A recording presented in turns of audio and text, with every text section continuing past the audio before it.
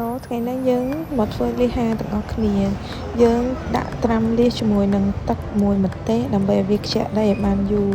តិចមកបន្ទាប់មកយើងមកបុកគ្រឿងមានខ្ទឹមសហើយនិងអំបិលបុកមុនគេបន្ទាប់មកយើងបន្ថែមម្ទេសតាមដែលយើងចូលចិត្តហើយដាក់ប៊ីចេងបន្តិចមកបន្ថែមជាមួយនឹងស្ករសប្រហែលជា1ទៅ2ស្លាបព្រាតាមដែលយើងចូលចិត្តផ្អែមប្រៃតាមនឹងមកហើយបន្ទាប់មកទៀតយើងចាប់ផ្ដើមដាក់អំបិលទុំចូលបុកឲ្យវាចូលគ្រឿងតិចមកបន្ថែមជាមួយនឹងម្រេចតាមដែលយើងចូលចិត្តដាក់តិចតួចក៏បានច្រើនក៏បានហើយយើងយកគ្រឿងទាំងដែលយើងបានបុកទាំងអស់ហ្នឹងមកលាយច្បល់ជាមួយនឹងលៀសដែលយើងបានត្រាំប្រហែលជា1ម៉ោងទៅ2ម៉ោងមុនហ្នឹងយើងចាប់ផ្ដើមច្បល់គ្រឿងហ្នឹងជាមួយនឹងលៀសដែលយើងសឹងទុកនឹងឲ្យបានយូរតិចមកឲ្យវាឆាប់ចូលជាតិល្អហើយយើងរកថាសមួយដែលរៀបអ៊ីណុកចឹងមកដើម្បីឲ្យងាយស្រួលដាក់ហាទៅវាឆាប់ឆ្អិនល្អ